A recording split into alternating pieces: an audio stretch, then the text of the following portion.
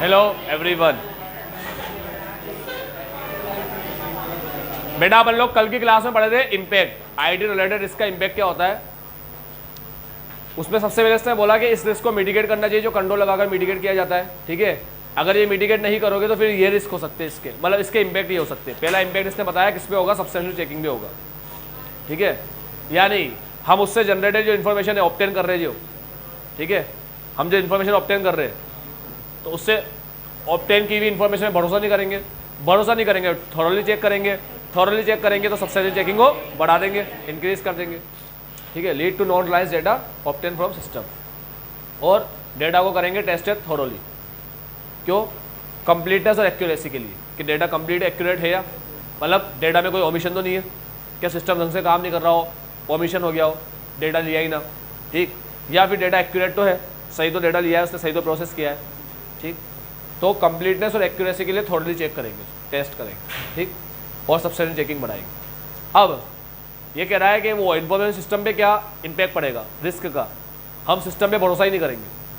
ठीक है, lead to non reliance on automated control पे भरोसा नहीं करेंगे। ठीक है, और उसके काम में भरोसा नहीं करेंगे, सिस्टम पे उसके काम पे, दोनों में भरोसा नहीं करेंगे। System calculation and accounting procedure, और क्या करेंगे भाई, वापस वही एडिशनल ऑडिट प्रोसेस परफॉर्म करेंगे। ऊपर बोला इन्फॉर्मेशन में भरोसा नहीं करेंगे, थोरोली टेस्ट करेंगे, सब्सटेंशियल चेकिंग को बढ़ाएंगे। नीचे बोला सिस्टम पे उसके काम पे दोनों पे भरोसा नहीं करेंगे, ठीक है, और एडिशनल प्रोसेस परफॉर्म करेंगे। ठीक है, वहाँ सब्सटेंशियल चेकिंग को बढ़ाएंगे या एडिशनल प्रोसेस परफॉर्म करेंगे। अब बोलता है रिपोर्ट पे क्या इम्पैक्ट पड़ेगा, बोलता है कि रिक्वायरमेंट होने की वजह से, ये रेगुलेटरी रिक्वायरमेंट होने की वजह से क्या होता है कि मॉडिफिकेशन लगाना पड़ जाता है इन सम इंस्टेंसेस। तुम याद रखना, मॉडिफिकेशन लगाया जाता है मटेरियल मिसस्टेटमेंट की वजह से। ठीक है, लेकिन वो कह रहा है कि रेगुलेटरी रिक्वायरमेंट होने की वजह से कुछ इंस्टेंसेस ऐसे होते हैं इसमें मॉडिफिकेशन लगाया जा सकता है। मतलब बिल्कुल ही हालत ख़राब है, कंट्रोल है ही नहीं, कोई भी आके मैनिपुलेशन कर सकता है। ठीक है, फ्यूचर में कुछ भी हो सकता है, ठीक, कोई भी फ्रॉड वगैरह कर सकता है आराम से, तो उस केस में हो सकता है मॉडिफिकेशन भी लगाना पड़ जाए। अब ये रेगुलेटरी रिक्वायरमेंट जो है वो किसके केस में, कंपनी के, और किसके रेस्पेक्ट में, इंटरनल फाइनेंशियल कंट्रोल के रेस्पेक्ट। तो रेगुलेटरी रिक्वायरमेंट में मॉडिफिकेशन भी लगाया जा सकता है इन सम इंस्टेंसेस। ठीक है, तो ये रेगुलेटरी रिक्वायरमेंट किस केस में, कंपनी के, किसके रेस्पेक्ट में, इंटरनल फाइनेंशियल कंट्रोल। ठीक है, फिर हमने पढ़ा था जनरल आईटी कंट्रोल। ठीक है, अब general IT control, application control. अब जनरल आईटी कंट्रोल में अपन ने देखा जनरल आईटी कंट्रोल क्या होता है कि सारे सिस्टम सारे एप्लीकेशन से रिलेटेड होता है, और ये एप्लीकेशन कंट्रोल के इफेक्टिव फंक्शनिंग को सपोर्ट करता है। ये सपोर्ट करता है effective functioning of application control. तो ये सारे एप्लीकेशन को से रिलेटेड होता है। तो policy process that relate to many application, कई सारे एप्लीकेशन से रिलेटेड, सारी तो नहीं लिखेंगे, मेनी लिखेंगे, ऑल मत लिखना, मेनी लिखना। ऑल में सारी आ गई भाई, किसी के लिए ना भी हो। ठीक है, तो ये रिलेट करता है मेनी एप्लीकेशन, कई सारी एप्लीकेशन से रिलेट करता है और सपोर्ट करता है effective functioning of application control. देख लो अगर इसने लिखा हो तो अपन भी लिख सकते हैं, अप्लाइड कॉमनली अक्रॉस मल्टीपल, इसमें मल्टीपल लिखा है, ऊपर मेनी लिखा है, नीचे मल्टीपल है, ऑल तो लिखा ही नहीं कहीं भी। ठीक है, चलो, ये इनडायरेक्ट कंट्रोल भी कहलाता है और परवेसिव कंट्रोल भी कहलाता है, क्योंकि मेनी एप्लीकेशन कवर कर रहा है ना, कई सारी एप्लीकेशन कवर कर रहा है, तो परवेसिव है। ठीक है, बहुत ज़्यादा फैला हुआ है। अब इसके अंदर जो कंट्रोल आते हैं, ये कौन कौन से कंट्रोल को कवर करता है, ये कवर करता है ये फॉलोइंग कंट्रोल को। सीए की दीदी, सीए का मतलब चेंज पे लगाएंगे प्रोग्राम चेंज कंट्रोल। फिर आता है ए एक्सेस, एक्सेस पे लगाएंगे सिक्योरिटी एक्सेस कंट्रोल। ठीक है, ए के बाद आता है डी डेटा, डेटा में लगाएंगे ये डेटा सेंटर वाला एंड नेटवर्क ऑपरेशन। ठीक है, उसके बाद ड्यूटी, हमारी ड्यूटी है कि हम एक्विजिशन, डेवलपमेंट, मेंटेनेंस, इन सब की, सिस्टम के एक्विजिशन की, एप्लीकेशन सिस्टम के एक्विजिशन की, उसके डेवलपमेंट की, उसके मेंटेनेंस, ये ड्यूटी है। ठीक है, बढ़े आगे। आज की क्लास कंप्लीट होने के बाद मैं तुम्हें याद रखने की टेक्निक भी बताऊंगा। ठीक है, देखो अपन लोग पढ़ते हैं ऑडिट, और ऑडिट को अपन याद रखते हैं। ठीक, और जिस टेक्निक से अपन ऑडिट को याद रखते हैं, जैसे मैं तुम्हें ऑडिट को याद कराता हूँ, तो ये चीज़ सिर्फ तुम ऑडिट में नहीं, किसी भी थियरी सब्जेक्ट में यूज़ कर सकते हो। ठीक, तो याद करने का सुपर फास्ट तरीका बताऊंगा कि कैसे अपन स्पीड से याद कर सकते हैं। उसके अलावा अभी तक अपन ने जो भी पढ़ा उसका रिवीजन कैसे करना होता है और उसे याद कैसे रखना होता है वो भी बताऊंगा तुम्हें। ठीक है, वीडियो के बाद। चलो आगे बढ़ते हैं। फिर अपन ने सारे एक एक करके कंट्रोल को पढ़े। तो कंट्रोल सबसे पहला आता था अपना control over data centre and network operation. देखो लिखने का सही तरीका भी है, कंट्रोल ओवर डेटा सेंटर, ऊपर नाम था data centre and network operation, फिर ऊपर नाम था प्रोग्राम चेंज। ये है प्रोग्राम चेंज कंट्रोल, ये सही नाम तो ये होता है प्रोग्राम चेंज कंट्रोल। जब तुम कंट्रोल के नाम दे रहे हो तो कंट्रोल के साथ ही दो ना। कंट्रोल कौन कौन से होते हैं? ये प्रोग्राम चेंज। अब ये कह रहा है include controls over the following, ये कह रहा है इन पे कंट्रोल लगाते हैं, इसलिए नाम के आगे कंट्रोल लगाया नहीं इसने। ठीक है, क्योंकि ये कह रहा है इस पे लगता है ना कंट्रोल, इसलिए नाम के आगे कंट्रोल नहीं लगाया। अब प्रोग्राम चेंज पे कौन सा कंट्रोल लगेगा? Program change control. ठीक है, एक्सेस के ऊपर कौन सा कंट्रोल लगेगा? Access security control. समझ गए बात? चलो आ जाओ, आओ पढ़ते हैं। अभी पहला कंट्रोल आया डेटा सेंटर का। इसका ऑब्जेक्टिव क्या है? सबका ऑब्जेक्टिव एक ही होता है, क्या? फाइनेंशियल रिपोर्टिंग ऑब्जेक्टिव को मीट करना। ठीक है, तो लाइन छापेंगे ऐसे, इसके आगे वर्ड लगा देंगे ऑब्जेक्टिव और इसके बाद लिख देंगे टू मीट द ऑब्जेक्टिव। अब हर कोई कंट्रोल ये ऑब्जेक्टिव मीट करता है, लेकिन सबको ये ऑब्जेक्टिव मीट करने के अलग अलग तरीके होते हैं। ठीक है, समझ लो मैं क्या कह रहा हूँ? जब भी कोई अपन लाइन पढ़ेंगे तो ऐसे पढ़ेंगे। देखो इसके आगे वर्ड लिखूंगा ऑब्जेक्टिव, इसको देखना, सिर्फ हेडिंग देखना। Heading objective of control over data centre and network operation is to meet the control to meet financial reporting objective, to meet finance. समझ गए लाइन? अब हर कंट्रोल का ऑब्जेक्टिव मीट करने का अलग अलग तरीका होता है। तो पहले इसका तरीका क्या है ऑब्जेक्टिव मीट करने का? ये एंश्योर करता है that production system of processed, ऐसे प्रोसेस हो कि वो मीट कर सके। ठीक है, याद नहीं भी रहा ना ये तो भी इतना तो लिख कर आई जाना, to meet financial reporting objective, और फिर लाइन आगे कंटिन्यू करते हैं। अब यहाँ अपन ने क्या क्या पढ़ा? यहाँ अपन ने पढ़ा कंप्यूटर ऑपरेशन एक्टिविटी का ओवरऑल मैनेजमेंट। कंप्यूटर एक्टिविटी का, कंप्यूटर में जो भी अपन काम कर रहे हैं ना, कंप्यूटर एक्टिविटी जो भी अपनी हो रही है उसका ओवरऑल। ठीक है, कंप्यूटर के ऑपरेशन का, कंप्यूटर की एक्टिविटी का ओवरऑल मैनेजमेंट। अब क्या होता है ओवरऑल मैनेजमेंट? जैसे बैच जॉब है, मतलब जॉब एग्जीक्यूट हो रही है बैच बनाकर ये लोग एग्जीक्यूट कर रहे हैं। ठीक है, तो उसमें क्या होगा? पहले प्रिपेयर होता है बैच, फिर शेड्यूल होता है, फिर एग्जीक्यूट होता है। ठीक, अब बैच जॉब्स तुम्हें पता ही है क्या है, कल बताया था इंटरेस्ट के बारे में, डेप्रिसिएशन के बारे में। एक साथ सारे अकाउंट में इंटरेस्ट ट्रांसफर हो जाता है, बैच बनता है उसका। तो बैच सबसे पहले बनता है, प्रिपेयर होता है, फिर बैच की शेड्यूलिंग होती है, और जिस शेड्यूल पे उसे एग्जीक्यूट करना है उस टाइम पे वो एग्जीक्यूट हो जाता है। जैसे वो एग्जीक्यूट होता है सबके अकाउंट में इंटरेस्ट शो होना शुरू हो जाता है। ठीक है, ये बैंक का केस बताया। एसेट के अंदर डेप्रिसिएशन शो होना शुरू हो जाता है और एसेट की वैल्यू कम हो जाती है। ठीक, उसके बाद अपन ने देखा कि डेटा सेंटर है तो स्टोरेज और बैकअप की बात तो करेगा ही करेगा, storage and retention of backup. ठीक, तो दो काम बताया उसने हमको, दो काम पहले डेटा सेंटर के, और दो काम को नाम दिया इसने कंप्यूटर एक्टिविटी का ओवरऑल मैनेजमेंट। उसके अंदर दो काम पढ़े, कंप्यूटर एक्टिविटी का, कंप्यूटर ऑपरेशन का ओवरऑल मैनेजमेंट। इसमें अपन ने दो काम पढ़े। दो काम कौन से पढ़े? एक बैच का, ठीक है, और एक बैकअप और स्टोरेज और बैकअप का। ठीक है, स्टोरेज और बैकअप का, स्टोर भी होती है, स्टोर भी रहती है, और उसका बैकअप भी रखते हैं अपन। ठीक है, ये दो चीज़ अपन पढ़े, स्टोरेज बैकअप और बैच जॉब और स्टोरेज बैकअप, ये दो चीज़ अपन यहाँ पढ़ते हैं। ठीक है, तो अब स्टोरेज और बैकअप के अंदर ये रिकवरी प्लान बताता है अपन को, डिजास्टर रिकवरी प्लान और बिजनेस कंटिन्यूटी प्लान, ये दो चीज़ बताता है। ये दोनों किसके लिए बनाए गए? डेटा रिकवरी के लिए। ठीक है, डेटा रिकवरी के लिए, रिकवरी फ्रॉम फेलियर्स। चलो प्रोग्राम चेंज पे आते हैं। अब एक चीज़ सुन लो, ऊपर पढ़े थे डेटा, उसमें दो चीज़ अपन पढ़े, एक बैच जॉब के बारे में पढ़े और एक स्टोरेज बैकअप के बारे में। यहाँ देखते हैं क्या बताता है। दोबारा वही करेगा फाइनेंशियल स्टेटमेंट। कैसे बेटा? ये था to ensure production system are processed to meet, to ensure that modified system continue to meet. System में अगर चेंज आ रहा है, प्रोग्राम में अगर चेंज आ रहा है, तो अभी भी वो क्या कर रहा है? फाइनेंशियल रिपोर्टिंग ऑब्जेक्टिव को तो मीट कर ही रहा है। ये तो करना ही चाहिए सिस्टम को, प्रोग्राम भले कुछ भी चेंज करो। ठीक है, इसके अंदर अपन ने क्या पढ़ा? कि अपन चेंज मैनेजमेंट की एक्टिविटी करेंगे, ठीक है। वहाँ ओवरऑल मैनेजमेंट था कंप्यूटर ऑपरेशन का, तो वहाँ ओवरऑल मैनेजमेंट या चेंज का मैनेजमेंट। अब चेंज मैनेजमेंट में क्या होगा, वहाँ बेस जॉब का प्रिपेयरिंग होता था, शेड्यूलिंग होता था, एग्जीक्यूटिंग होता था। यहाँ पर रिक्वेस्ट का चेंज रिक्वेस्ट का, चेंज के लिए पहले रिक्वेस्ट आएगी तो रिक्वेस्ट की पहले रिकॉर्डिंग होगी, फिर वो काम होगा, उस पर मैनेजिंग होगा, रिकॉर्डिंग, मैनेजिंग और ट्रैकिंग, ठीक है।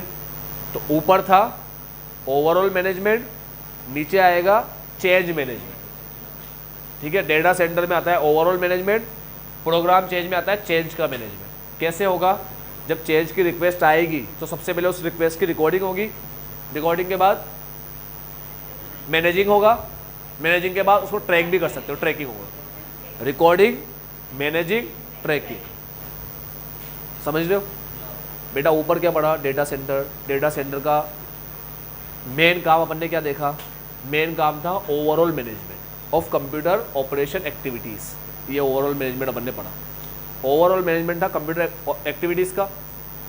इसके अंदर दो चीज़ अपन ने पढ़ी, एक बेस जॉब जिसकी वो प्रिपेयर करता है, बेस को बनाता है पहले, फिर एक शेड्यूल बनाता है जिस शेड्यूल पे वो एग्जीक्यूट होगा, ठीक है। उसके बाद पहली चीज़ बेस जॉब के बारे में पढ़ी और दूसरी चीज़ स्टोरेज के बारे में। ये दोनों चीज़ ओवरऑल मैनेजमेंट में आती है। यहाँ पर चेंज मैनेजमेंट आएगा, इसके अंदर चेंज की रिक्वेस्ट को रिकॉर्ड करेंगे, ठीक है। उसके बाद रिकॉर्ड करने के बाद एग्जीक्यूट यानी कि मैनेज करेंगे और ट्रैक करेंगे। जैसे ही चेंज आएगा तो चेंज की टेस्टिंग भी होगी, ठीक है, मेकिंग एंड टेस्टिंग चेंजेस। तो ये दो चीज़ें बनने पड़ी, चेंज रिक्वेस्ट की रिकॉर्डिंग का प्रोसेस, चेंज रिक्वेस्ट का प्रोसेस, साथ में जब चेंज होगा चेंज को करना, मेकिंग और टेस्टिंग, ठीक है। चेंज होने पर चेंज को टेस्ट करते हैं अपन कि बराबर चेंज हुआ है नहीं हुआ, प्रोग्राम चेंज बराबर काम तो कर रहा है नहीं कर रहा, ठीक है। चलो आगे, अब एक्सेस सिक्योरिटी आएगा।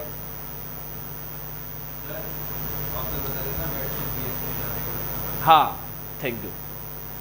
प्रोग्राम चेंज में क्या होता है, जैसे भी मान लो वेट चल रहा था पहले, अब वेट से जीएसटी आया, तो जीएसटी आने में प्रोग्राम को पूरा चेंज करना पड़ता है, ठीक है। चेंज करने के बाद हम चेक करते हैं कि जीएसटी की एंट्री सही ले रहा है नहीं ले रहा, मतलब हर सेल के ऊपर जीएसटी प्रॉपर्ली अप्लाई हो रहा है नहीं हो रहा, तो ये अप्लाई करता है नहीं करता, कैसे करता है, कैसे उसको बुक करता है। तो वेट से जीएसटी आया तो प्रोग्राम में चेंज आएगा। ऐसे कुछ भी अमेंडमेंट आते हैं ना तो प्रोग्राम में पूरा चेंज आता है। तो फिर अपन देखते हैं चेंज के हिसाब से हमारा सिस्टम काम कर रहा है या नहीं कर रहा है, उसको टेस्ट करके, ठीक है। तो फिर टेस्टिंग होती है उसकी, चेंज की टेस्टिंग करना बहुत ज़रूरी है, ठीक है। चलो एक्सेस सिक्योरिटी, वापस वही आ जाएगा। Objective of access security is to meet the financial reporting objective, ठीक है। इसमें लिखेंगे to ensure that access to program and data is authenticated and, भाई डेटा का जो एक्सेस है वो ऑथेंटिकेट हो और ऑथोराइज हो, तभी जाकर फाइनेंशियल रिपोर्टिंग ऑब्जेक्टिव मीट कर पाओगे। भाई ऑथोराइज पर्सन या ऑथेंटिक पर्सन ही डेटा को एक्सेस करे, उसमें चेंज करना है तो चेंज करे, ठीक है। नया डेटा लाना है तो नया डेटा लेकर आए, उसके अंदर ऐड करे, ठीक है।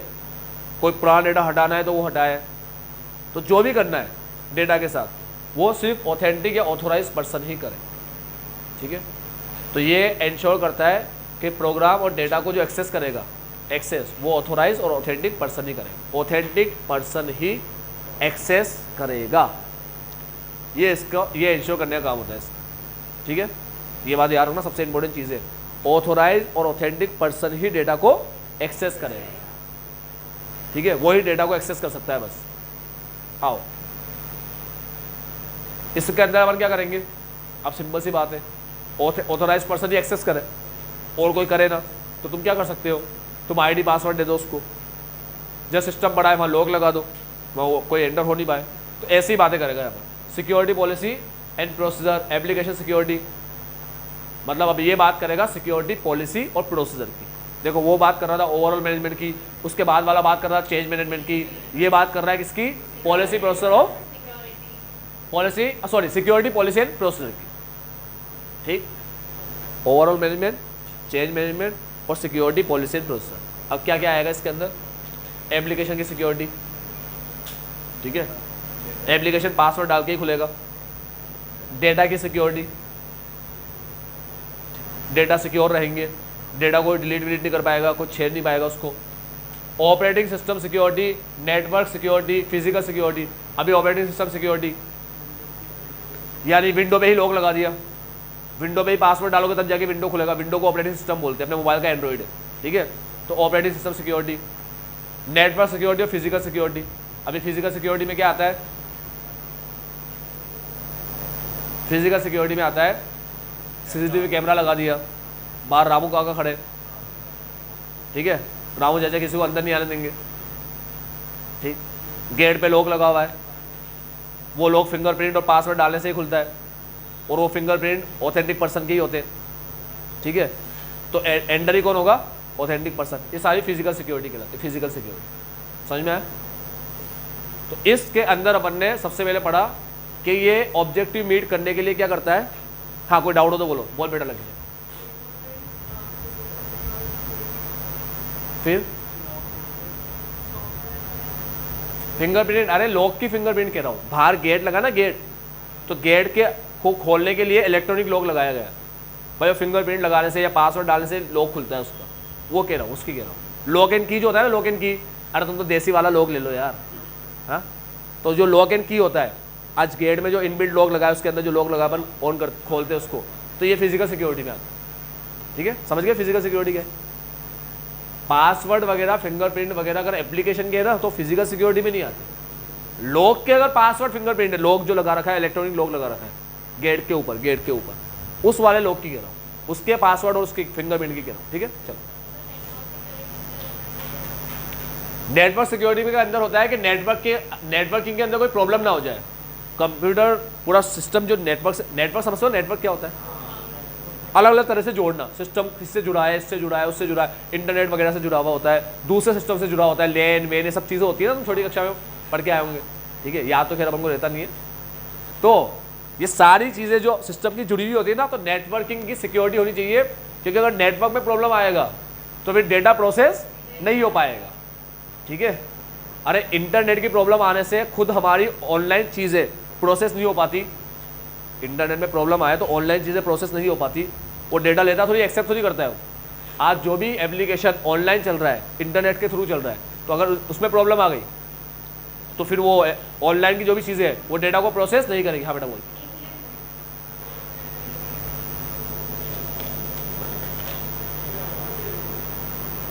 ले पकड़, चलो बड़े आगे समझ में आया क्या बोला। तो यहाँ पर अपन ने शुरुआत करी, यहाँ पर अपन ने एक्सेस सिक्योरिटी में अपन ने शुरुआत करी, एक्सेस सिक्योरिटी में अपन ने शुरुआत करी कि इंश्योर करता है कि ऑथेंटिक पर्सन ही एक्सेस करे, ये इंश्योर करता है। इसलिए सिक्योरिटी पॉलिसी बनाई जाती है, जिसके अंदर आता है, अब लिख देना कुछ भी, network security, data security, application security, मतलब सबसे पहले विंडो की सिक्योरिटी, विंडो से एप्लीकेशन पे आया तो एप्लीकेशन की सिक्योरिटी, ठीक है। एप्लीकेशन पे डेटा से आया, डेटा की सिक्योरिटी, ठीक है। ऐसे लाइन से चला देना, पहले विंडो के लिए पासवर्ड डाला, फिर एप्लीकेशन के लिए पासवर्ड डाला, अब डेटा एंटर कर रहे हो उसके अंदर, ठीक है। तो window security, application security, data security, और ये विंडो गई ऑपरेटिंग सिस्टम, ठीक है। विंडो सिक्योरिटी मत लिख देना भाई, ठीक है। ऑपरेटिंग सिस्टम सिक्योरिटी अब पूरा बनाओ, पूरा स्टार्टिंग से बनाओ, गेट खोलने से बनाओ। रामू चाचा के परमिशन लेके गेट अंदर हुए, एंटर हुए, तो फिजिकल सिक्योरिटी, ठीक है। कंप्यूटर वगैरह ऑन किया, इंटरनेट वगैरह ऑन किया, नेटवर्क सिक्योरिटी, ठीक है। अब पासवर्ड डाल के एंटर हुए, ऑपरेटिंग सिस्टम सिक्योरिटी। अब एप्लीकेशन खोलने गए तो फिर उसने पासवर्ड मांगा, एप्लीकेशन सिक्योरिटी। अब डेटा एंटर कर रहे हैं, सिंपल है, चाय कम पानी है, समझ गए। गेट में घुसा, फिजिकल सिक्योरिटी, सारे बटन ऑन किए, नेट वगैरह ऑन किया, नेटवर्क सिक्योरिटी। कंप्यूटर ऑन करके विंडो में पासवर्ड डाला, operating system security. Data application on करी, एप्लीकेशन सिक्योरिटी। डेटा एंटर किया, डेटा सिक्योरिटी, खत्म हो गई बात, ठीक है। हर चीज को एक्सेस करने की सिक्योरिटी। चलो last, application system acquisition, development और मेंटेनेंस।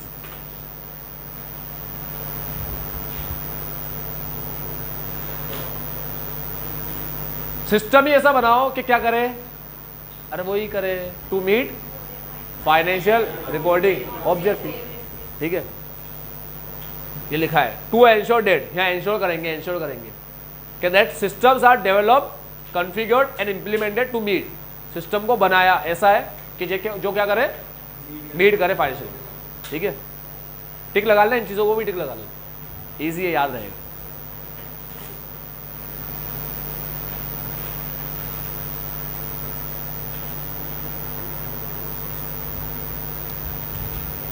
बढ़े आगे।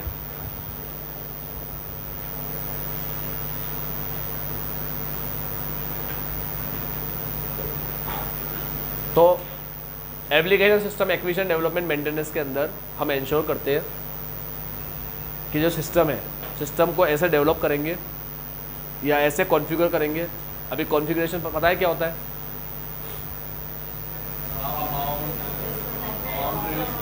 जब भी कोई पर्सन किससे कंप्यूटर खरीदता है तो ऐसे बोलता है इसका कॉन्फ़िगरेशन क्या है। तो सामने वाले से जब ये क्वेश्चन पूछा जाता है कॉन्फ़िगरेशन क्या है, तो सामने वाला जवाब में ऐसे बोलता है कि इतने जीबी रैम है, इतना जीबी इंटरनल हार्ड डिस्क इतना है, ये वाली हार्ड डिस्क है, ठीक है, ये प्रोसेसर लगा हुआ है कोर i5 या ये या वो या राइजन का, ठीक है, साथ में ग्राफिक कार्ड भी है। तो ये जो बता रहा है ना, ये किसके जवाब में दे रहा है, किसका जवाब दे रहा है? ये कॉन्फ़िगरेशन। तो बेटा याद रखना, सिस्टम का कॉन्फ़िगरेशन ऐसा होना चाहिए जो तुम्हारे काम को मीट करे। ठीक है, तुम्हारे काम के हिसाब से सिस्टम का क्या होना चाहिए? कॉन्फ़िगरेशन। आज कोई भारी काम करता है, बड़े बड़े सॉफ्टवेयर वगैरह बनाता है, तो उसका सिस्टम इतना भारी होता है। ठीक है, ये कोई सिंपल सा सस्ता सा लैपटॉप ले लेगा, वो 20-30 हज़ार का, कुछ काम नहीं करेगा। आज वो होते हैं अपने इंटीरियर वगैरह के डिज़ाइनर जो होते हैं। ठीक है, खैर अपन तो अभी फाइनेंशियल रिपोर्टिंग की बात करेंगे, लेकिन मैं एक बात बता रहा हूँ। तो वो क्या करते हैं, इंटीरियर डिज़ाइनिंग के लोग पूरा डिज़ाइन बनाते हैं ना घर का, 3D वगैरह भी होता है। तो जब वो डिज़ाइन बनाते हैं तो डिज़ाइन को सिस्टम क्या करता है, वो करता है कन्वर्ट करता है, मतलब डिज़ाइन में। ठीक है, क्या बोलते हैं वर्ड? रेंडर करता है, रेंडर वर्ड यूज़ करते हैं। ठीक है, तो रेंडर कर देता है डिज़ाइन को, पूरा 3D में कन्वर्ट कर देता है, सिस्टम ही कर देता है ये काम अपने आप ही। मतलब अभी मैं तुम्हें बताता हूँ, जैसे AI की बात करता हूँ, रेंडर का मतलब समझाता हूँ क्या होता है। AI क्या करता है बहुत सी बार, कि जैसे अपन ने AI को कोई इमेज दी तो उसमें मैं उसको पूरा चेंज करके दे देगा अपन को, है ना। अपन ने टेक्स्ट दिया तो टेक्स्ट से कोई AI ऐसा होता है जो फ्लो चार्ट वगैरह बनाकर दे देगा तुम्हें, या समरी बनाकर दे देगा। तो क्या कर रहा है, खुद ही काम कर रहा है, पूरा प्रोसेस कर रहा है। ठीक है, कोई सॉफ्टवेयर ऐसा होता है जिसको अपन ने अपनी ये रिकॉर्डिंग डाली, तो रिकॉर्डिंग के अंदर वो सारा वो हटा देगा, शोर शराबा सब हटाकर बिल्कुल शानदार वॉइस कर देगा, वीडियो क्लैरिटी अच्छी कर देगा, ये सब कर देगा। तो ऐसे काम करने वाले सॉफ्टवेयर होते हैं ना, तो सॉफ्टवेयर प्रोसेस होने में बहुत वो लगता है। ठीक है, बहुत ज़्यादा स्टोरेज की ज़रूरत होती है, रैम बहुत अच्छी होनी चाहिए, प्रोसेसर बहुत पावरफुल होना चाहिए। ठीक है, तब जाकर होता है। ऐसे ही हम जो भी सिस्टम लेकर आएंगे, जो भी एप्लीकेशन लेकर आएंगे, वो एप्लीकेशन को ऐसी बनाई होगी जो हमारी फाइनेंशियल रिपोर्टिंग ऑब्जेक्टिव को मीट करे।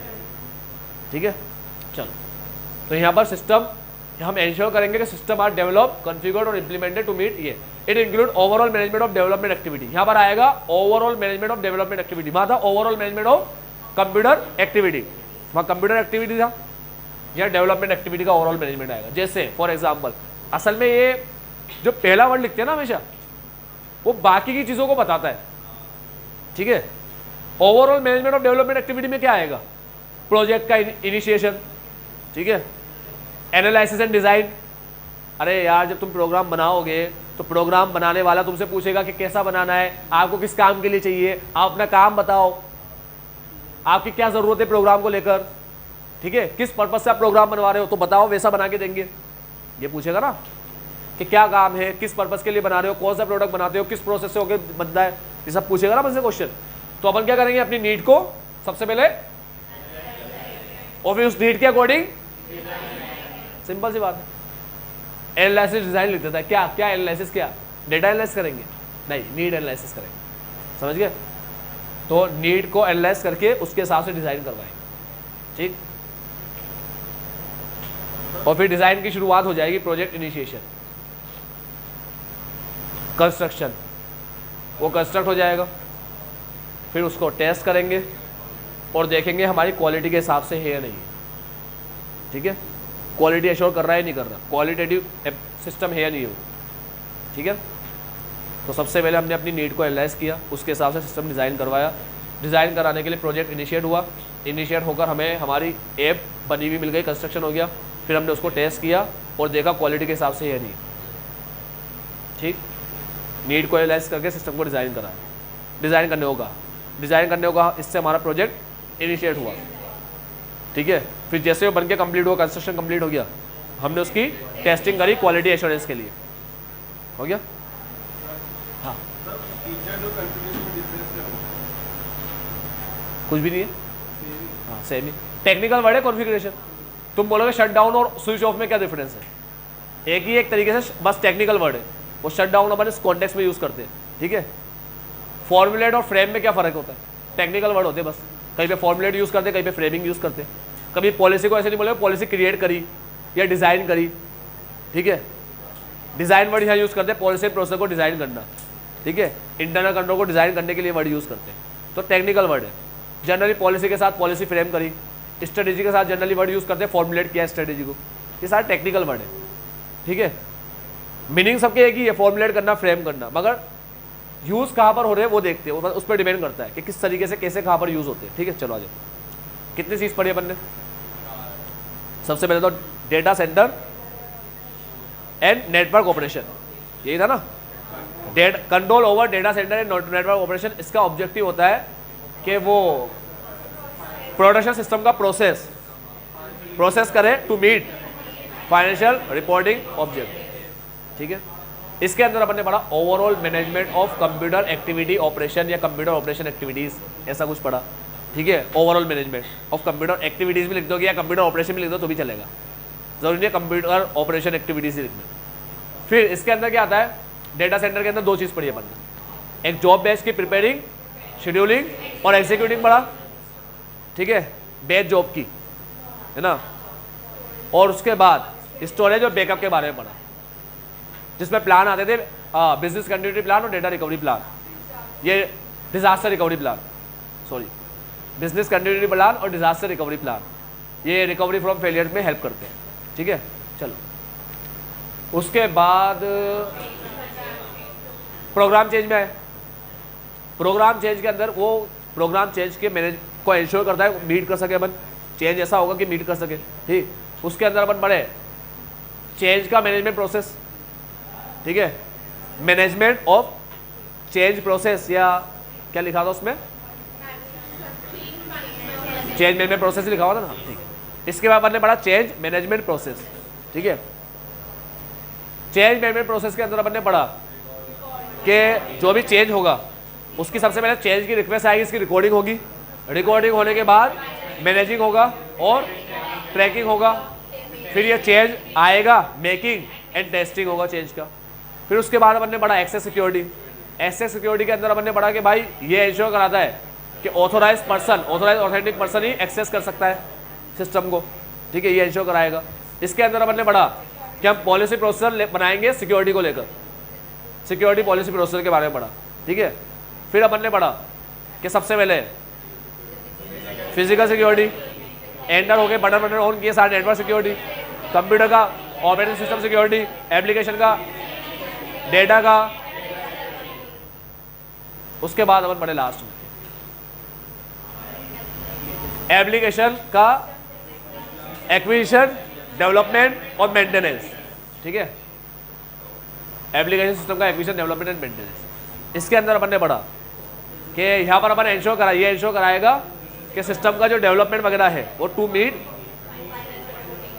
ऑब्जेक्टिव को मीट करे, ठीक है।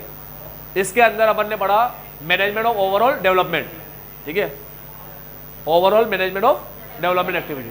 तो यहाँ डेवलपमेंट एक्टिविटी का मैनेजमेंट होगा, यानी नीड को एनालाइज किया जाएगा, एनालाइज और उसके हिसाब से डिज़ाइन कराया जाएगा, सिस्टम प्रोजेक्ट इनिशिएट होगा, कंप्लीट होगा, कंस्ट्रक्शन हो जाएगा, फिर अपन उसका टेस्टिंग करके क्वालिटी एश्योरेंस चेक करेंगे, ठीक है। हो गया याद, बार बार इसे रिवाइज करना है, आराम से याद है, ठीक। आगे बढ़ते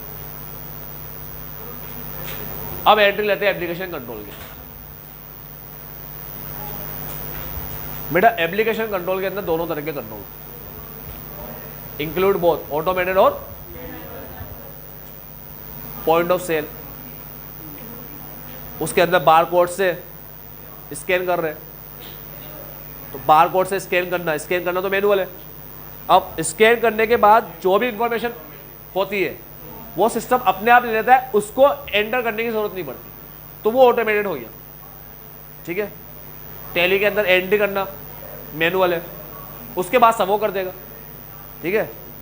अब एप्लीकेशन तो इतनी समझदार होती है कि जीपे इतना समझदार है, वो समझ जाएगा कि तुम्हें क्या करना है। तुमने सोचा दिमाग में पेमेंट करना है, जीपे ने कर दिया, ले तुमने जैसे मोबाइल निकाला, जीपे ने कहा हो गया भाई हो गया, टेंशन मतलब रख दे वापस, मोबाइल रख दे, ऐसा करने की जरूरत नहीं है कुछ भी। तो भाई ये एप्लीकेशन कंट्रोल के अंदर जो है कंट्रोल लगाते हैं, इस पर कंट्रोल। अब काम दोनों तरीके से होते हैं ना, काम दोनों तरीके से हो रहे हैं, एप्लीकेशन का यूज करके भी हो रहा है और मैनुअल भी हो रहा है, तो कंट्रोल भी दोनों होंगे। तो include both automated and manual control. अब ऑटोमेटेड के अंदर आता है automated application control are embedded into IT application. Automated control तो आईटी एप्लीकेशन के अंदर ही होता है, embedded into IT application. Embedded application के अंदर ही जो हो, पहले बताया सिस्टम एम्बेडेड कंट्रोल को एप्लीकेशन कंट्रोल बोलते हैं, दिमाग में फिट कर लो ये बात। सिस्टम एम्बेडेड कंट्रोल को ही एप्लीकेशन कंट्रोल बोलते हैं।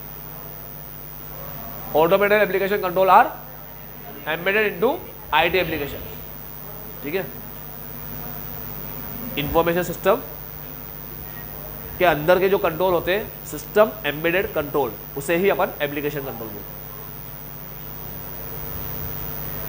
एग्जाम्पल दे रखा है इसने, edit checks and validation of input data. Edit का कंट्रोल यानी कोई चीज अपन एडिट कर रहे हैं तो उस पर कोई कंट्रोल आएगा कि भाई ये एडिट नहीं कर सकते, या एडिट कर सकते हो, या इसमें ऐसा होगा, या ये चेंज नहीं हो सकता, ये चीज़ फिक्स रहेगी, ठीक है। एक होता है वैलिडेशन ऑफ इनपुट डेटा, तुमने जो डेटा डाला वो वैलिड है या नहीं है।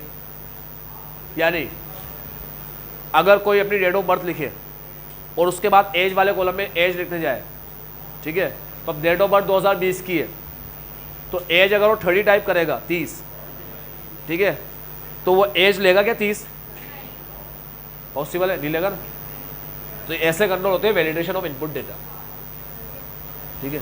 वो देखते हैं इनपुट डेटा वैलिडेट है या नहीं है। आई बात समझ में? एप्लीकेशन ही बता देगा तुम गलत टाइप कर रहे हो, ये गलत है, ये नहीं आएगा ऐसा। तो तुमने बहुत सी बार कहीं भी देखा होगा कि कहीं भी अपन ने ऑनलाइन कुछ काम किया हो, कुछ डेटा अपन ने फीड किया हो, कुछ इनपुट अपन ने रखा हो उसके अंदर, तो बहुत सी बार वही मना कर देता है। आज अगर मान लो, देखो मैं तुम्हें एक बात बताता हूँ, अपन RTGS और NEFT करते हैं ना बैंक के, तो बेनिफिशियरी ऐड करना पड़ता है। जब बेनिफिशियरी ऐड करते हैं तो वो पूछता है कि मैक्सिमम लिमिट क्या होगी, आप इसको कितना ट्रांसफर करोगे। तो अपन ने कहा यार इससे काम अपन को 1 लाख के अंदर ही पड़ेगा, तो मैंने 1 लाख लिख दिया, ठीक है। तो अब उस पर्सन को मैं 1 लाख के अंदर ही ट्रांसफर कर सकता हूँ। अगर मेरे को ज़्यादा करना है तो फिर चेंजेस करने पड़ेंगे मेरे को। तो जब मैं बेनिफिशियरी ऐड करता हूँ तो पर्सन का नाम, IFSC कोड, ये सब लिखकर, अमाउंट, मैक्सिमम अमाउंट लिखकर एंटर करता हूँ, बैंक वहाँ से अप्रूव करता है, तो जाके बेनिफिशियरी ऐड होता है। अब जब भी मैं पेमेंट करूँगा तो सारे बेनिफिशियरी जिसको मैंने ऐड किया था उसका नाम आ जाएगा, ठीक है। अगर मैंने तुम्हें ऐड किया है तो तुम्हारा नाम भी आ जाएगा। अब तुम्हारी लिमिट 1 लाख की है तो मेरा सिस्टम 1 लाख के ऊपर का अमाउंट लेगा ही नहीं, वो इनवैलिड बता देगा उस अमाउंट कि वैलिड नहीं, बेनिफिशियरी के हिसाब से ये वाला अमाउंट वैलिड नहीं। समझ में आई बात? वो होता है अपना validation of input data. Sequence number check, एक कंट्रोल लगाया जाता है सीक्वेंस नंबर में, ठीक है। अगर तुमने 4 लिखा उसके बाद 5 ही लेगा हो, तुम 6 लिखोगे लेगा ही नहीं हो। यूजर लिमिट चेक, लिमिट बताया था अभी, ठीक है। तो यूजर लिमिट चेक क्या होता है कि यूजर पे लिमिट लगा दिया कि इतने ही यूजर रह सकते हैं, इससे ज़्यादा यूजर नहीं रहेंगे, ठीक है। उसके बाद रीजनेबलनेस चेक। रीजनेबलनेस चेक का मतलब होता है कि कोई चीज़ रीजनेबल है या नहीं है।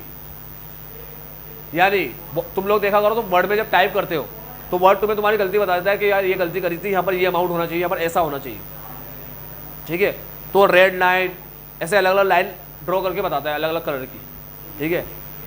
तो रेड लाइन का मतलब स्पेलिंग ही गलत है, तो ये गलत स्पेलिंग है, इसको सही करो। तो ये अपने आप में क्या है? अपने आप में कंट्रोल है। क्यों? क्योंकि टाइपिंग के अंदर टाइपिंग मिस्टेक ही हो सकती है, और क्या मिस्टेक हो गई, ठीक। आई बात समझ में?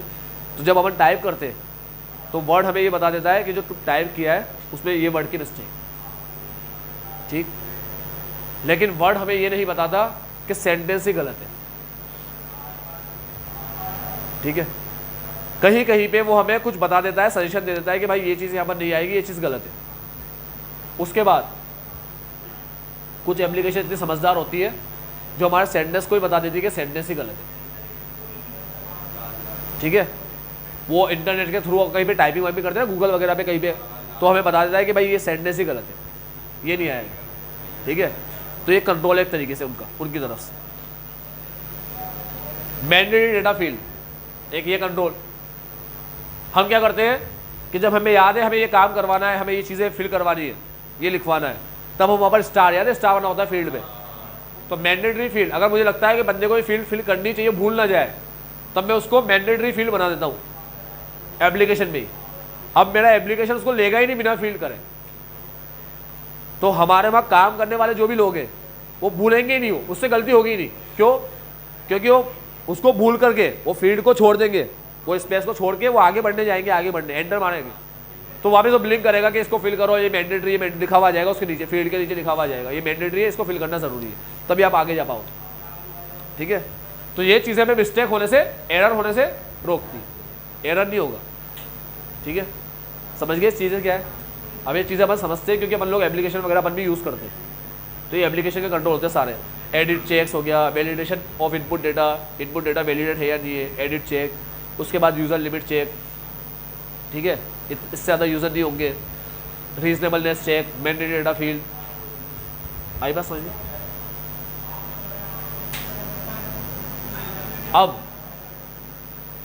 जो डेटा फील्ड मैंडेटरी है, ठीक, उसके अंदर जो यूज़र है हमारा वो क्या लिखे? वैलिड इनपुट लिखे, ठीक है। तो जो मैंडेटरी फील्ड है उसमें हमारा यूज़र वैलिड इनपुट को एडिट करे, ठीक है, और सिस्टम उसको बता देगा कि वो रीजनेबल है या नहीं।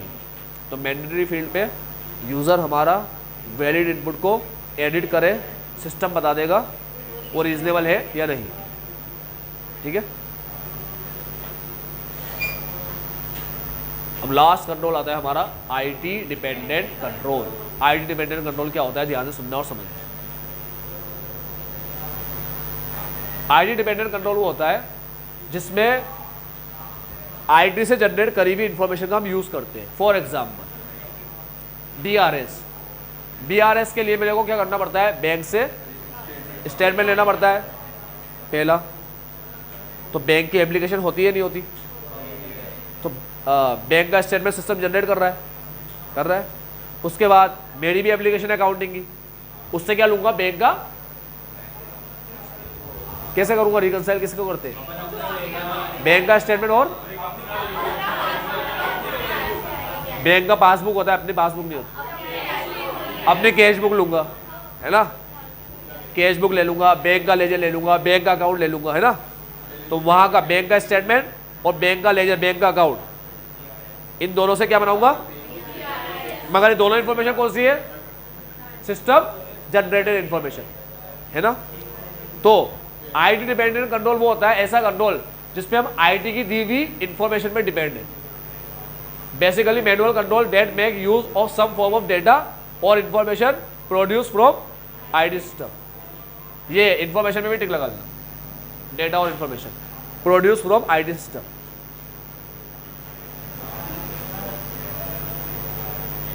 तो ये कंट्रोल वो होते हैं जिसमें हम लोग डिपेंड होते हैं किस पे? डेटा और information produce from IT system. Control manual है, याद रखना, आईटी डिपेंडेंट कंट्रोल मैनुअल है। आईटी डिपेंडेंट क्यों बोला? क्योंकि इस कंट्रोल के लिए हम किस पे डिपेंड है? आईटी, ठीक है। फिर बोलता design and effectiveness of such control depend on the reliability of source data. अब याद रखना, नाम ही आईटी डिपेंडेंट है, तो सोर्स डेटा जितना रिलायबल होगा ये कंट्रोल उतना ही अच्छा होगा। एग्जाम्पल समझाऊं? देखो बेटा मेरी बात सुनो, एक सिस्टम होता है एजिंग रिपोर्ट जनरेट करना, ठीक है। Ageing report, debtor ageing report के 30 दिन तक के उधार कितने हैं, ऐसे उधार कितने हैं, ऐसे उधार कितने दे रखे अपन ने जिसके 31 से 60 दिन हो चुके हैं, ऐसे डेटर कितने हमारे जिसके 61 से 90 डेज हो गए, ऐसे डेटर कितने जिसके 90 से भी ऊपर हो गए, ठीक है। अब हमारा काम है 30 से ऊपर होते ही रिमाइंड कराना, है ना। तो ये हमारा कंट्रोल है रिसीट के ऊपर, डेटर टाइम पे पेमेंट डे, इस पे हमने कंट्रोल लगाया। भाई डेटर उधार में सेल करने में क्या दिक्कत आ सकती है? हो सकता है डेटा टाइम पे पेमेंट ना दे, ये रिस्क है। तो इस पर हमने क्या कंट्रोल लगाया कि जैसे ही डेटा 30 दिन के ऊपर जाएगा, हम 30 दिन की उधारी देते हैं, 30 दिन के ऊपर जाते हैं हम एक रिमाइंडर करा दें, 60 दिन के ऊपर जाते हैं तो हम पीछे ही पड़ जाएंगे, उससे लेके ही रहेंगे कैसे भी करके रुपया, ठीक है। तो कोई एग्रेसिव स्ट्रेटेजी का यूज़ करेंगे, बार बार मतलब उसके पीछे पड़ जाएंगे, उसको मल्टीपल कॉलिंग कराएंगे, ये सब करेंगे, ठीक। अब मान लो सिस्टम हमारा एजिंग रिपोर्ट सही नहीं दे रहा, ठीक है, प्रॉब्लम आ गई, सारे डेटा 30 वाले दे दिए उससे 30 दिन के अंदर। अब जब उसने सारे डेटा 30 दिन के अंदर अंदर के दिए तो हम लोग कॉल कर पाएंगे? अब कॉलिंग करना तो मैनुअल कंट्रोल है, और वो किस पे डिपेंड है? एजिंग रिपोर्ट पे। और वो कौन जनरेट कर रहा है? आईडी सिस्टम जनरेट करता है हमारा, ठीक है। तो हम लोग एजिंग रिपोर्ट पे डिपेंड है कॉलिंग करने के लिए। कॉलिंग है मैनुअल, ये मैनुअल कंट्रोल है, ठीक है। पैसा कलेक्ट करना ही मैनुअल कंट्रोल है। हमने कंट्रोल बनाया कि डेटर हमारा टाइम पे पैसा दे, क्योंकि रिस्क है उधार में बेचने में डेटर टाइम पे पैसा ना दे या खा जाए, कोई मिस हो जाए डेटर। तो हमने एक कंट्रोल लगाया जिससे डेटर पे अगर टाइम पे पैसा नहीं देगा तो हमारा कॉल जाएगा, मल्टीपल रिमाइंडर्स जाएंगे उसको। अब ये कंट्रोल मैनुअल है, ये सिस्टम खुद कॉल नहीं कर देगा, ठीक है। तो ये मैनुअल कंट्रोल है, कॉलिंग करना। ये कंट्रोल किस पे डिपेंड है? एजिंग रिपोर्ट पे। वो कौन जनरेट कर रहा है? ID system. अभी समझ में आया?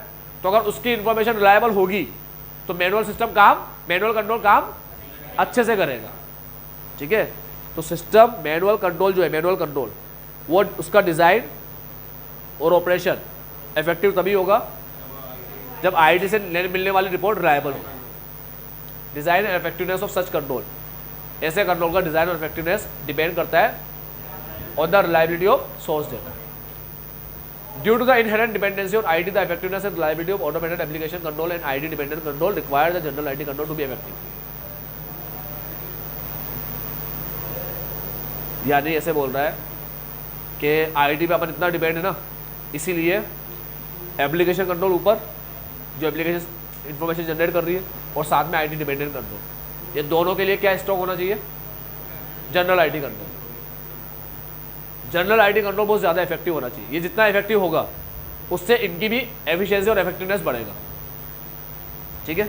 तो यही लिखा है, due to inherent dependency on IT the effectiveness and reliability of automated application control plus IT dependent control, ये दोनों कंट्रोल क्या मांगते हैं? सिंपल सी भाषा में बोलूँ, इतनी बकवास ना पढ़ के शॉर्ट में तुम्हें बताओ तो ऊपर पढ़े एप्लीकेशन कंट्रोल, कंट्रोल को 3 पार्ट में पढ़े, ठीक है। फिर पहले पार्ट के अंदर कई सारे कंट्रोल के बारे में पढ़े, ठीक है, 4 कंट्रोल के बारे में पढ़े। तो कंट्रोल को 3 पार्ट में पढ़ा और पहले पार्ट के सब पार्ट हमने पढ़े 4, समझे। तो 3 पार्ट में जो कंट्रोल पढ़ा, ये 2 कंट्रोल की बात करता है कि 2 कंट्रोल का इफेक्टिवनेस जनरल फर्स्ट वाले के इफेक्टिवनेस पे डिपेंड है, यही बोल रहा है। एप्लीकेशन कंट्रोल और IT dependent control are depend on general IT control for their effective functioning, या require general IT control to be effective, कैसे भी लिख दो, are depend on general IT control for their effective functioning, ठीक है। अब एक छोटे से लाइन दे रखी है बकवास जो अपन पहले पढ़ चुके हैं। The relationship between application control and general IT control is such that general IT control are needed to support the functioning of application control, पढ़ चुके। जनरल आईडी कंट्रोल कई सारे एप्लीकेशन कंट्रोल के फंक्शन को सपोर्ट करता है, कई सारे एप्लीकेशन को सपोर्ट करता है, एप्लीकेशन कंट्रोल की फंक्शनिंग को सपोर्ट करता है, ये अपन पहले पढ़ चुके हैं। अब देखो क्या लिखा है, both are needed to ensure complete and accurate information processing through IT system.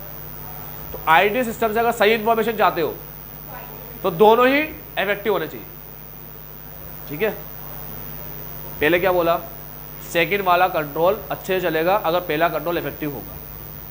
पहले कंट्रोल का इफेक्टिवनेस दूसरे वाले कंट्रोल को सपोर्ट करता है, और दोनों कंट्रोल ही इफेक्टिव होंगे तो इन्फॉर्मेशन कंप्लीट, रिलायबल और एक्यूरेट जनरेट होगी।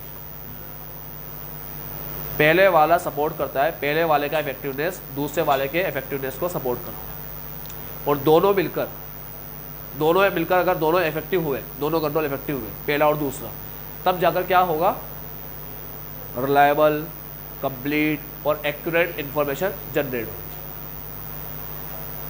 ठीक है। बस ये बोला है इसके, पहला दूसरे को सपोर्ट करता है और दोनों मिलकर हमें अच्छी इंफॉर्मेशन देंगे। पहला दूसरे को सपोर्ट करता है, दोनों मिलकर अच्छी इंफॉर्मेशन, बस ये बोला।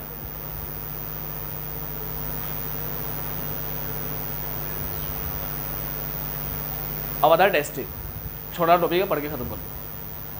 टेस्टिंग में आता है 4 टेस्ट अपन यूज करते हैं, 4 टाइप ऑफ ऑडिट टेस्ट। असल में ये ऑडिट टेस्ट नहीं है बेटा, ये 4 तरह की टेक्निक यूज करते हैं अपन। कौन कौन सी टेक्निक है? इंक्वायरी, ऑब्जर्वेशन, इंस्पेक्शन एंड, सुने नाम? पेज नंबर बताओ।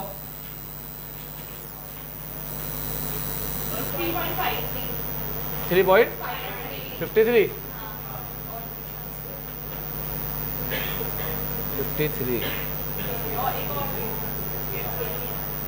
यही 4 नाम है, इंस्पेक्शन, इंक्वायरी, ऑब्जर्वेशन, रीपरफॉर्मेंस। हाँ, और लास्ट नाम जो अभी तुम हेडिंग पढ़ रहे हो, हेडिंग क्या पढ़ रहे हो तुम लोग? Testing of internal control operating on specific computerise. कुछ समझ में आता है? देखो प्यारे बच्चों, मेरी बात सुनो बहुत ध्यान से, ये समझो, इस बात को समझो और दोनों पॉइंट में फर्क भी समझो। हेडिंग का नाम है टेस्टिंग ऑफ इंटरनल कंट्रोल। अपन 4 तरीके से टेस्ट करते हैं, 4 टेस्ट अपन यूज करते हैं। इंस्पेक्शन, इंक्वायरी, ऑब्जर्वेशन और रीपरफॉर्मेंस। ठीक है, एक्सटर्नल कंफर्मेशन तो आएगा नहीं, एपी भी नहीं आएगा, है ना? एपी भी नहीं आएगा ना, क्योंकि एपी का यूज कर लिया।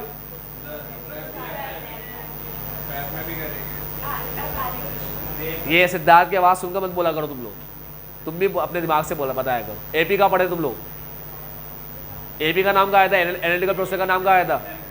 अंडरस्टैंडिंग के अंदर आया था ना। अंडरस्टैंडिंग लेते हैं एपी से, अंडरस्टैंडिंग में नहीं पढ़े थे? एपी से अनयूजुअल ट्रांसलेशन वगैरह, अनअवेयर, जिससे ऑर्डर अनअवेयर है उसके बारे में पता पड़ेगा, अनयूजुअल ट्रांसलेशन के बारे में पता पड़ेगा। एपी पढ़े थे ऊपर, ठीक है।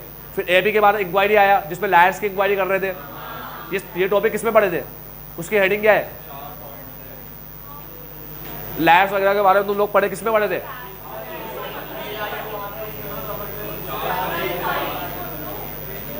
एपी था, इंक्वायरी था, ऑब्जर्वेशन और इंस्पेक्शन था। हाँ,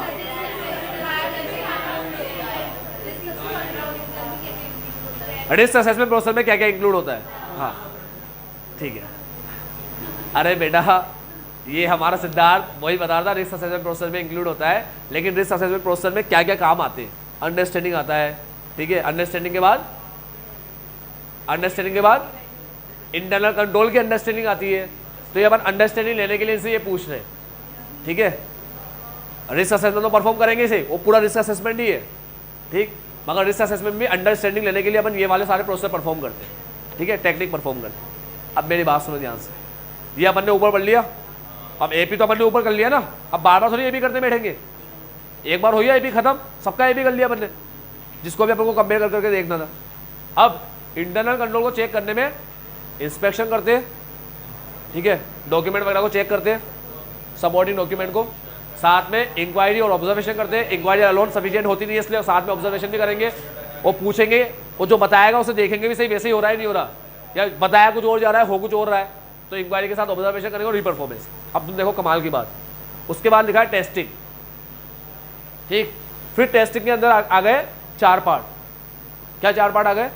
इसके अंदर फिर 4 पार्ट आते हैं, वो अपन नीचे पढ़ रहे हैं। वो 4 पार्ट क्या आते हैं?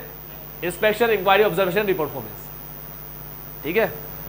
यानी कि अपन ने क्या सीखा कि ऑटोमेटेड एनवायरनमेंट को टेस्ट करना भी किसका पार्ट होता है? टेस्टिंग ऑफ इंटरनल कंट्रोल, इसका ही पार्ट होता है ना। तो टेस्टिंग ऑफ इंटरनल कंट्रोल का पार्ट है ऑटोमेटेड एनवायरनमेंट को टेस्ट करना, ठीक है। समझ में आ रही पूरी पिक्चर? दिमाग में पूरा चार्ट बन रहा है। इंटरनल कंट्रोल को टेस्ट करेंगे, 4 चीज प्लस एक 5वां, 5 के अंदर फिर 4 पॉइंट आएंगे, ठीक है। 5वां क्या है? ऑटोमेटेड एनवायरनमेंट को टेस्ट करना, उसकी टेस्टिंग करना, ऑटोमेटेड एनवायरनमेंट के कंट्रोल की टेस्टिंग करना, ठीक है। उसमें फिर 4 पॉइंट आते हैं, कौन से? वही इंक्वायरी, इंस्पेक्शन, ऑब्जर्वेशन और रीपरफॉर्मेंस। इंस्पेक्शन, इंक्वायरी, क्या बोल रहे हैं और क्या कर रहे हैं, बोल क्या रहे, कर क्या रहे, ठीक है, और रीपरफॉर्मेंस। क्या लिखा है? एक मिनट लाइन पढ़ के सुना दो। अब समझ में आएगी एक एक line. Testing of internal control operating on specific computerised application. Computer application यानी कि कंप्यूटर से रिलेटेड, ऑटोमेटेड एनवायरनमेंट से रिलेटेड कंट्रोल को चेक करेंगे। Testing of control related to automated environment, testing of control internal control related to automated environment या और specific computerised application, कैसे ही बोलो, ठीक है। और ओवरऑल द बकवास, सिंपल से याद रखना, testing of internal control related to automated environment, खत्म। फॉर एग्जाम्पल एक्सेस और प्रोग्राम चेंज कंट्रोल, अब समझ में आ ही रहा होगा ये वर्ड का मतलब, इसलिए उस टाइम में नहीं समझाया था, बोला था आगे आएगा, आगे बढ़ेंगे हम, ठीक है। तो एक्सेस और प्रोग्राम चेंज कंट्रोल, इसके अपन टेस्टिंग करेंगे। चलो आओ टेस्टिंग करते हैं। टेस्टिंग में वही 4 काम, ये रहा टेस्टिंग, ये 4 काम करेंगे। अब बेटा अब जो तुम्हें बता रखा है उसका टेस्टिंग से कोई लेना देना है ही नहीं। अब जो तुम्हें बता रखा है उसका टेस्टिंग से लेना देना नहीं। अब वो 4 टेक्निक जो अपन यूज करते हैं उनकी बात कर रहा है कि इंक्वायरी एफिशिएंट होती है, री परफॉर्मेंस इफेक्टिव होता है, ये ऐसा होता है, ये ऐसा होता है, ये वैसा होता है, ये बता रखा है। फिर टेस्ट की बात यहाँ कर रहा है, आ जाओ देख लेते, बड़ा सिंपल और लल्लू टॉपिक है। सबसे पहला इंक्वायरी, इंक्वायरी को सबसे एफिशिएंट माना जाता है। मैं तुम्हें एफिशिएंट वगैरह के बारे में बोलूँ तो मैं उसके पहले तुमसे एक बात बोलता हूँ, क्या तुम लोग एफिशिएंट और इफेक्टिव इस 2 वर्ड में वर्ड के अंदर फर्क समझते हो? कौन समझता है तुम में से? चलो सिद्धार्थ ने हाथ ऊपर किया, सिद्धार्थ बताएगा। एफिशिएंट का मतलब कोई काम अच्छे से कर रहा हो, इफेक्टिवनेस का मतलब टाइम में कर रहा हो। तो अब तुम ऐसे समझो कि सही बोला, बात बिल्कुल सही बोली, सही तरीके से काम करने को एफिशिएंट बोलते हैं। यानी एफिशिएंट के अंदर अपन क्या करते हैं, कम रिसोर्सेज का यूज करके काम करते हैं, ठीक है। ज्यादा आउटपुट देते हैं रिसोर्सेज को कम यूज करके। बेटा रिसोर्सेज में एक रिसोर्सेज टाइम भी आता है, पैसा तो आता ही आता है, टाइम भी आता है। बिजनेस के अंदर पढ़ते हैं स्टार्टिंग पहले चैप्टर में कि बिजनेस मैनेजमेंट हमारा ऑब्जेक्टिव अचीव करके देता है, ठीक है, इफेक्टिवली और एफिशिएंटली, ठीक है। उसमें हम लोग पढ़ते थे कि अगर तुम्हें कहा कि तुम 1000 यूनिट बनाओ 100 रुपये में, अब तुमने 1000 तो बनाई मगर 110 में बनाई, 100 में नहीं बनाई, तो तुम इफेक्टिव तो हो, एफिशिएंट नहीं हो, ठीक है। याद रखना, इफेक्टिव के अंदर काम कंप्लीट करने पे फोकस करते, समझिए बात। फिर तुमसे ऐसे बोला कि एक बंदे ने 800 बनाई मगर 100 में ही बनाई, हर एक यूनिट 100 में बनाई मगर 800 ही बनाई, 1000 नहीं बनाई, तो बंदा एफिशिएंट तो है, इफेक्टिव नहीं हो। तो इफेक्टिव और एफिशिएंट में ये पढ़े कि एफिशिएंट के अंदर मैं तुम्हें अब 2 एग्जाम्पल दूंगा मैं तुम्हें, एक एफिशिएंट का और इफेक्टिव। हम लोग 5 घंटे में 5 चैप्टर पढ़ सकते हैं, ठीक है। एक बच्चे ने 3 घंटे में 5 चैप्टर पढ़ लिए, क्या है वो? एफिशिएंट, वो एफिशिएंट, उसने 3 घंटे में 5 चैप्टर पढ़ लिए, ठीक। अब मेरी बात ध्यान से सुनना, मैंने कहा हम 1 घंटे में 1 चैप्टर पढ़ सकते हैं और टोटल चैप्टर 10 है। हम 1 घंटे में और टोटल चैप्टर 10 है। एक बच्चे ने 3 घंटे में 5 चैप्टर पढ़ लिए, लेकिन वो 5 ही पढ़े, बाकी नहीं पढ़े उसने, ठीक है। तो एफिशिएंट तो हुआ, इफेक्टिव नहीं हुआ, ठीक है। ऐसे ही दूसरा कि बच्चे ने 10 चैप्टर पढ़े मगर 2 दिन ले लिए, ठीक है, या 15 घंटे ले लिए उसने 10 चैप्टर के अंदर, 15 घंटे, तो इफेक्टिव तो है मगर एफिशिएंट। यार ना, इफेक्टिव में काम खत्म होने पे फोकस करते। बच्चे ने 10 चैप्टर 15 घंटे में पढ़े, ठीक है। 10 चैप्टर को तो 10 घंटे में पढ़ना था, उसने 15 घंटे में पढ़े, तो उसने अपना काम कंप्लीट किया। काम कंप्लीट करना इफेक्टिव कहलाता है। कुछ भी काम कर रहे हो उसे कंप्लीट करना इफेक्टिव कहलाता है, ठीक है, लेकिन एफिशिएंट नहीं कहलाता। एफिशिएंट तब कहलाएगा जब बच्चा 10 घंटा ले और 10 चैप्टर पढ़े, तो बच्चा इफेक्टिव भी है और बच्चा एफिशिएंट भी है, ठीक है। और अगर बच्चा 5 घंटे 3 घंटे लेकर 5 चैप्टर पढ़ रहा है तो उसने अभी कंप्लीट नहीं किया, वो इफेक्टिव तो नहीं है मगर बच्चा एफिशिएंट है, बहुत एफिशिएंट बच्चा है वो, क्योंकि 3 घंटे में 5 चैप्टर पढ़ डाल रहा है, समझ गए। ऐसे अपन ने वहाँ देखा कि अगर कोई, अपन ने किसी को कहा कि अगर तुम लोग 1 हफ्ते में 1000 यूनिट बनाओ और 1 यूनिट 100 में बननी चाहिए, तो बंदा 1000 ही बना रहा है मगर उससे 100 में नहीं बनी, 110 में बनी, यानी वो कंप्लीट करने में फोकस कर रहा है काम, तो इफेक्टिव तो है मगर एफिशिएंट नहीं हो, रिसोर्सेज को बिगाड़ रहा है वो। अब बंदे ने 1000 की जगह 800 ही बनाई मगर 100 रुपये में बनाई, तो वो एफिशिएंट तो है, इफेक्टिव नहीं है। अब ना तो वो 1000 बना पा रहा है, वो 800 ही बनाई, और ना ही वो 100 में बना पा रहा है, तो ना तो इफेक्टिव है ना वो, समझ में आ रही है बात, इफेक्टिव एफिशिएंट। अब ये 2 वर्ड तुम समझ गए क्या होता है। तो देखो इंक्वायरी जो होता है वो एफिशिएंट होता है मगर इफेक्टिव नहीं होता। क्यों? आज अगर मिस्त्री के पास तुम जाओ और तुम बोलो यार तू इसका रिपेयर कैसे करता है, या कंप्यूटर इंजीनियर के पास जाओ जो कंप्यूटर को रिपेयर करता है, उसको बोलो यार कंप्यूटर को ये रिपेयर कैसे करता है, तो तुम्हें रिपेयर करके दिखाए और तुम उसको देखो, ऑब्जर्व करो, ठीक है। तो ऑब्जर्व करने में ज़्यादा टाइम लगेगा या उससे ऐसे समझ लो, वो तुम ऐसे बोल रहा था पहले ये पार्ट खोलूंगा फिर ये करूंगा फिर ये खोलूंगा ये खोलूंगा फिर इसको निकालूंगा डिवाइस को, उसमें थोड़ा बहुत ऐसे चेंज करूंगा, ये वायर वगैरह देखूंगा, अगर ये टूटे हुए हैं तो उसको जोड़ दूंगा, उसके बाद दोबारा फिट करके ऐसे लगा दूंगा। बता दी इंक्वायरी में पूछने में ज़्यादा टाइम लगेगा या उसको बोले रहो तू करके दिखा मैं देख रहा हूँ, उसमें ज़्यादा टाइम लगेगा। ऑब्जर्व करने में ज़्यादा टाइम लगेगा, है ना। इंक्वायरी में तो सबसे कम टाइम, इंक्वायरी ऐसा है जिसमें कम से कम टाइम में अपन ज़्यादा चीज़ें कर सकते हैं, ठीक है। क्वेश्चनर बना के दे दिया, लो पकड़ो, यहाँ इंटरनल कंट्रोल क्वेश्चन है और भर के दे दिया अपन को, लो ये पूरी इंक्वायरी कर ली, उससे टिक मार्क करा लिए सारे। कितना फास्ट, इंक्वायरी सबसे फास्ट है, तो सबसे फास्ट है तो टाइम का बहुत कम यूज कर रहा है, इसलिए इंक्वायरी मोस्ट एफिशिएंट होता है, मोस्ट एफिशिएंट। क्योंकि इंक्वायरी में क्या कर रहे हैं, अरे मुंह से बोल के तो बता रहा है, वो बताने में कितना टाइम लगेगा। चलो अब ऑब्जर्व करने में तुम उसको कह रहे हो तू करके दिखा मैं देखता हूँ, ठीक है। यानी ऐसे घर में मम्मी को बोल रहे हैं कि आप बनाकर दिखाओ, आप जा रहे हो चाय कैसे पीऊंगा मैं, तो मम्मी को बोल रहे आप बनाकर दिखाओ मैं देखता हूँ।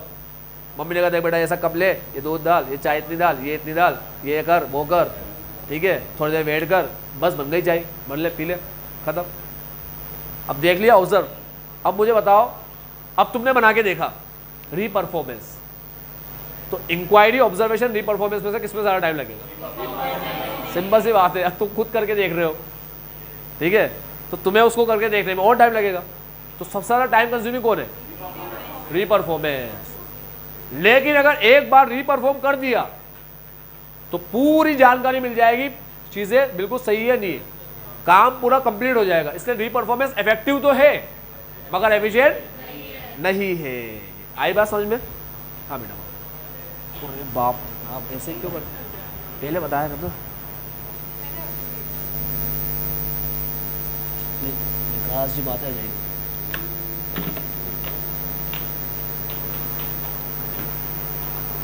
तो देखो क्या लिखा है, लाइन पढ़ के सुना दो अभी।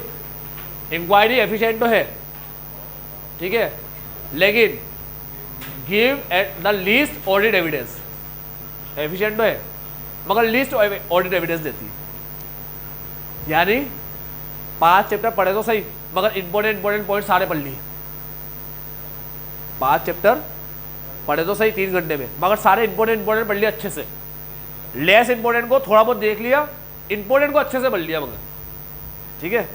तो इंक्वायरी एफिशिएंट तो है मगर क्या देगी? Gives the least audit evidence. Her chapter में से थोड़े बहुत इंपॉर्टेंट पॉइंट टॉपिक अच्छे से पढ़ लिए, बाकी लेस इंपॉर्टेंट को ऐसे देख लिया, बस खत्म, ठीक है। तो लीस्ट ऑडिट एविडेंस देता है। इंक्वायरी अलोन इज नॉट, अकेले सफिशिएंट नहीं है, तो किसी का साथ चाहिए। Always be use in combination with other method. Inquiry efficient तो है मगर लीस्ट एविडेंस देती है। इंक्वायरी अकेले से कभी भी सफिशिएंट नहीं होती, इससे उसको साथ चाहिए होता है। इंक्वायरी एफिशिएंट तो है मगर लीस्ट देती है ऑडिट एविडेंस। इंक्वायरी अकेली सफिशिएंट नहीं है, इसलिए उसको किसी का साथ चाहिए, ठीक है। Always use in combination with other audit, other method बोलता है ये, अदर ऑडिट टेक्निक बोल सकते हो तुम, अदर ऑडिट प्रोसेस भी बोल सकते हो, ठीक है। फिर रीपरफॉर्मेंस आता है। रीपरफॉर्मेंस सबसे इफेक्टिव है और सबसे बेस्ट एविडेंस देता है। ये इफेक्टिव है और बेस्ट एविडेंस देता है, लेकिन very time consumer, least efficient, सबसे कम में कम एफिशिएंट अगर किसी को माना जाता है, ठीक है, और रीपरफॉर्मेंस, ठीक है। तो रीपरफॉर्मेंस बेस्ट ऑडिट एविडेंस देता है बेस्ट। रीपरफॉर्मेंस मोस्ट इफेक्टिव है और बेस्ट ऑडिट एविडेंस देता है, ठीक है। ये मोस्ट एफिशिएंट है और लीस्ट ऑडिट एविडेंस देती है। अब क्या खराबी है कि टाइम कंज्यूमिंग बहुत है, यानी कि लीस्ट एफिशिएंट है। मोस्ट इफेक्टिव है, लीस्ट एफिशिएंट है। Least efficient, most of the time. Generally applying inquiry in combination with the inspection gives the most effective. सबसे शानदार बात, इंक्वायरी को अगर अपन इंस्पेक्शन के साथ लगाए विद इंस्पेक्शन तो gives the most effective and efficient audit evidence. जैसा बोल रहे हैं वैसे ही डॉक्यूमेंट में देख रहे हैं अपन लोग, इंस्पेक्ट कर रहे हैं, तो जैसा बोला वैसे ही इंस्पेक्ट किया, डॉक्यूमेंट में वही मिला सब चीज़। हाँ, इंक्वायरी अगर इंस्पेक्शन के साथ मिल जाए, दोनों ही फास्ट है, इंक्वायरी भी फास्ट है, इंस्पेक्शन भी फास्ट है, तो दोनों अगर साथ में मिल जाए तो इंक्वायरी एफिशिएंट तो होती है, इंस्पेक्शन के साथ मिलकर इफेक्टिव भी बन जाएगी। तो इंक्वायरी अगर इंस्पेक्शन के साथ मिल जाए तो मोस्ट इफेक्टिव। इंक्वायरी के साथ ऑब्जर्वेशन का भी बहुत अच्छा कॉम्बिनेशन बैठता है, जैसा बोला गया वैसा ही हो रहा है ना, तो ऑब्जर्वेशन का भी बहुत अच्छा कॉम्बिनेशन बैठता है। अब हमें इससे सब बता दिया, इंक्वायरी अकेली काफ़ी नहीं होती, इंक्वायरी मोस्ट एफिशिएंट होती है, रीपरफॉर्मेंस मोस्ट इफेक्टिव होता है, लेकिन वो लीस्ट एफिशिएंट होता है, वेरी टाइम कंज्यूमिंग होता है इन सर्कमस्टांसेस, ठीक है। तो अपन को ये सब बता दिया। फिर ये बोला कि इंक्वायरी बढ़िया, सबसे बढ़िया होता है इंक्वायरी इंस्पेक्शन जब मिल जाए तो इफेक्टिव एफिशिएंट दोनों ही बन जाते हैं वो, ठीक है।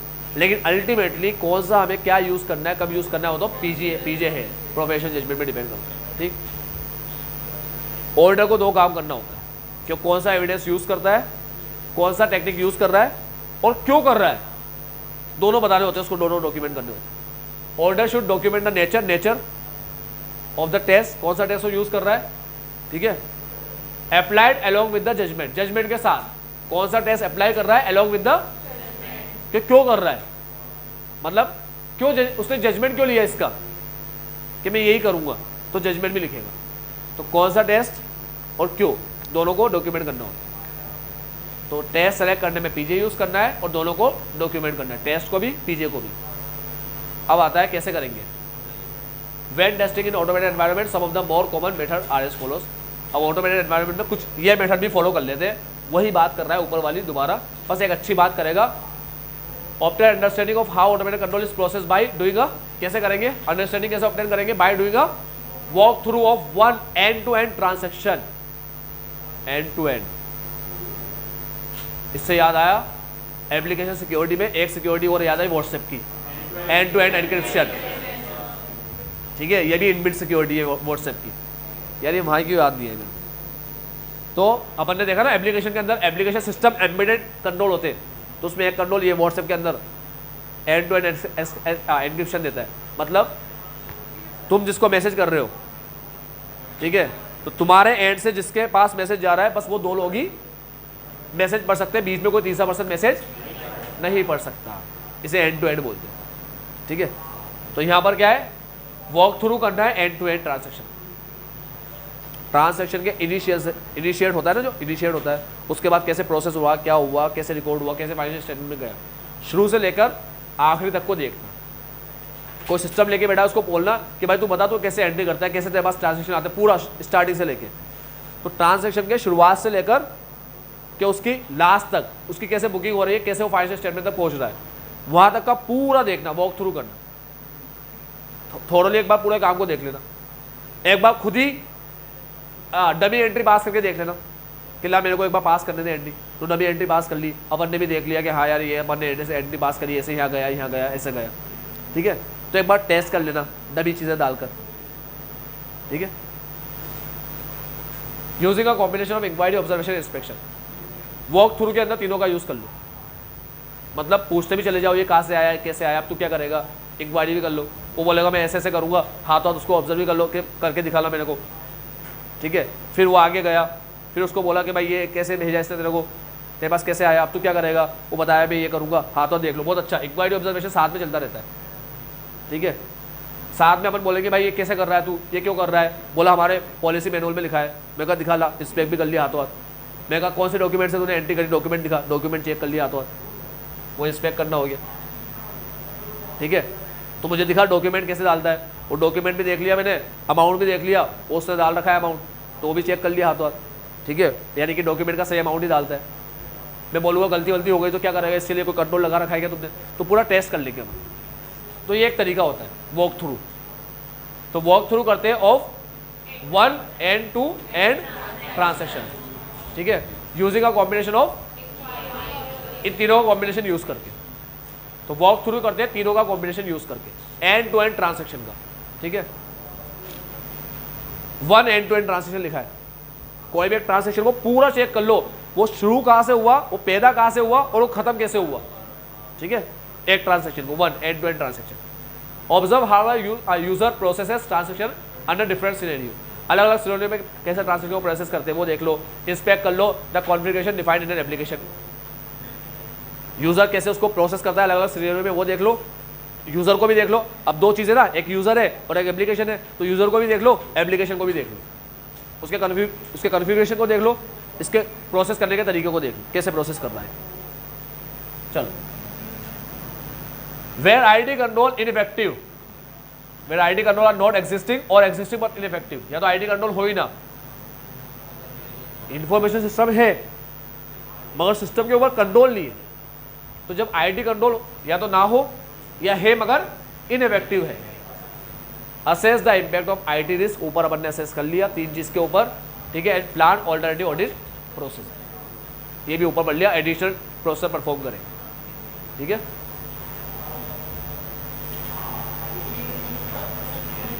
ये खत्म होता है तुम्हारा पॉइंट नंबर 8 और कल शुरू होगा पॉइंट नंबर,